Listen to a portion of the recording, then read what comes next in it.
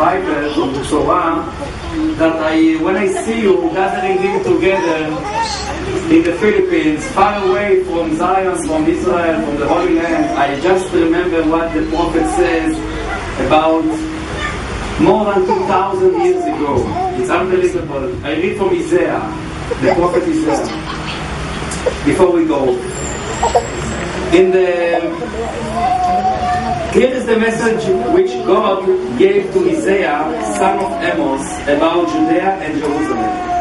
In the days to come, the mountain where the temple stands will be the highest one of all, towering above all the hills.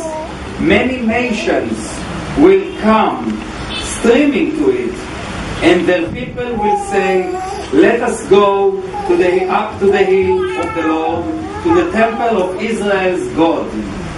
He will teach us what He wants us to do.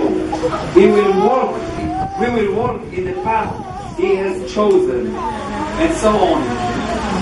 So it's unbelievable to see how the prophet says 2,000 years ago that one day will come a nation will seek the God of Jacob. What we read now in Parashat Tetzaveh, it's the journey that the Israelites did from Egypt to the Holy Land. You study that, you know about that. And when they came to Israel, they after a while, after making roots in the land, King David built a temple in Jerusalem. That was called the first temple, which lasts several hundred years. David bought the land from the Yevusi. He bought it. He didn't occupy it. He bought it with full money. He bought it, and then God told Solomon to build the building. Of course, thank you for it. And what happened when they came out of Egypt? God wanted to prepare them for the walking in the temple while they're also surrounded in the desert. And He told them to build like a portable temple that can walk with them. He told them, make a Mishkan, and I will be in the Mishkan is a place where something exists.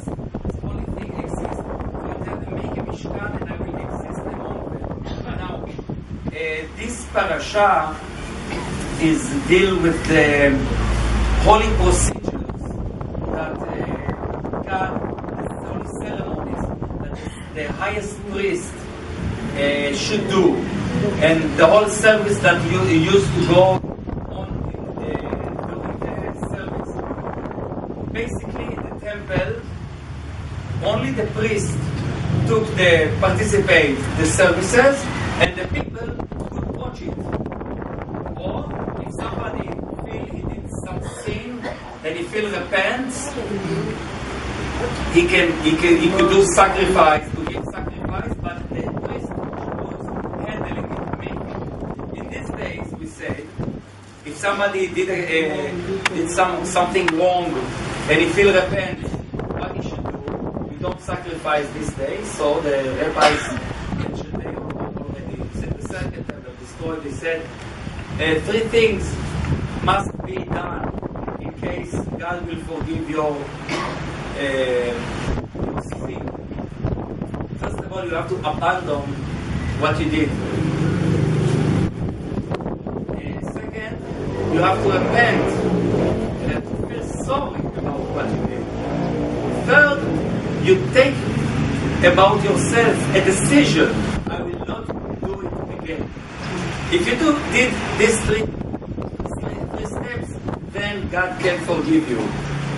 You don't need blood. You don't need outside things to be forgiven. The forgiveness comes from God straight to your heart. It's up to you. You have to feel repent. You have to stop continuing doing what you do, and to take a decision, I will not do it again. And you are serious. You are sincere about it. If you're just talking, God, we said, As Samuel said, man looked to the face, God looked to the heart. So now, you know, it's a very long portion, we cannot study all of it, but we can just to have a taste what it's talking about.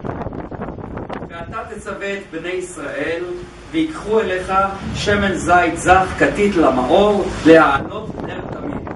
He said to Moses, and you will order the children of Israel, and they will give you a pure olive oil for the light, be lightened all the time, endless light. In our tradition, light and candle is a symbol sometimes. So in the temple, there is a symbol to the spirits of the people. It's like in the temple of God, there is a light that shows our souls in the house of God. Now, and of course there was another thing. So there, thank you for the remark. The menorah was in the temple and was always the light was on. Until now, in synagogues, you will always or a candle or a small light, tiny, even tiny one, always on. You can buy it in Israel, we'll be able to try to send you some. Or Atamid, or Ner Atamid, whatever Atamid. Atamid is like last forever. Light forever. Yes, continuing light, exactly. Now, another Hasidic light. ואתה תצווה, it has double meaning. תצווה is to give an order. And you should order some children of Israel. Tetzaveh. But there is another word coming after Tetzaveh. Tzevet is a group, connecting, gathering. This is Tzevet. ואתה תצווה את בני ישראל, you will make them congregation. אתה תצווה אותם, you will make them Tzevet. You will make them together by everybody contribute pure oil for the temple. Okay, continue verse. The oil moed, he said where to put the oil moed. It's the double meaning of That's a bit? Yeah. The double. First, it's ordering them. Yes. But ordering them, but you know, order. So it's okay. It's ordering, but also to make them together. Exactly. So, but it's the same word. The same word. That's like the. In Jewish interpretation, we always try to find like deeper meaning in the words. There is 4 levels you can read the text. One is we call it Pshat, it's Pardes. It's Pardes Pshat, Remes, Drash, Sod. Pshat is just the simple meaning of the text. It's important, it's number 1 important. Second, Remes, sometimes they give you hints to something. Drash, it's like you can study lessons from it, some lesson to life. You make connection between why this parasha is next to that parasha. You can make midrash, it's like interpretation. And sod, it's like the mystery, like the special rabbis deal with it. It's the sod, not everybody can allow to deal with it. Sod, means it's like secret. באוהל מועד, מחוץ לפרוכת, אשר על העדות יערוך אותו אהרון ובניו, מערב עד בוקר לפני אדוני, חוקת עולם לדורותם מאת בני ישראל. באוהל מועד, the name of the temple used to be, is 2 meaning, אוהל מועד and משכן. It meant the same thing. Sometimes the Torah call it Mishkan, sometimes call it Oel Moed. Oel Moed, it's word by word. Oel is tent, and Moed is like a place you meet, place of meeting. So it's like, it's called Oel, but Oel has another deeper meaning of house.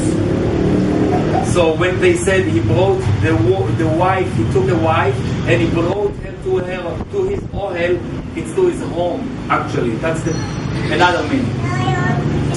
So in Ohel Moed, מחוץ לפרוכת, above or outside the parochet, you know what this parochet is? It used to be in the temple a big, very big fabric done with special fibers that it says which fibers to be done, and it was huge, and it separated parts inside the temple itself between one thing to another thing. So he said where to locate this light.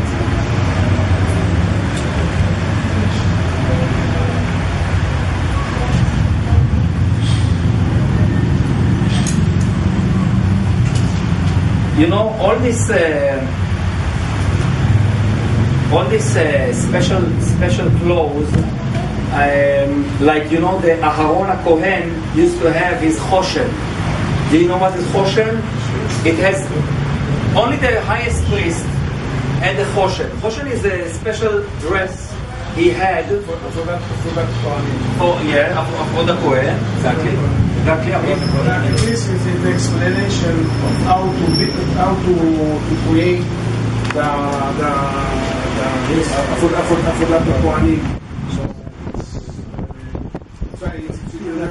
very, very difficult. So this Hoshen had 12 different stones. Each stone symbolized different tribe of Israelites. And it says that when in ancient time when we needed to consult God what to do, where to continue, we should ask the highest priest to communicate with this thing. Now we don't have tribes in Israel, as you know. All the tribes mixed. All the tribes in Israel now, when we are now living in Israel, we don't say you are Reuben, this is Simon, this is Judea. They was mixed back then when they settled in Israel. After a while, they become two kingdoms, Judea and Israel. First, in the beginning, they united. Sometimes they split, but all the 12 tribes mixed together to one nation. So, and now it's not exist anymore. We said tribes as a metaphor to different kinds we have in our people. You know, in Sukkot, you know about this Sukkot? So you know what symbols we take in Sukkot? It says that in Nehemiah book, it says also, and in the Torah also, we have to take 4 symbols, 4 kind of foods. Etrog, Lulav, which is a palm tree, Hadas, which is has a good smell, and Arava, which it's grown by the side of river. It has no smell, no taste. And it symbolizes what the important issue in Israel thinking, and I want you to think about this. If you take etrog, the food etrog, it has a great smell and a great taste. You can use it as food and as smell. If you take the lulav, the palm tree, it can be used only for eating the fruit, but nothing for smell. This is the second. If you take the third one, the hadas has only smell, but you cannot eat it, only smell it. And if you take the arava, it has no smell, no taste, nothing. And what it says, there are people who has good behavior and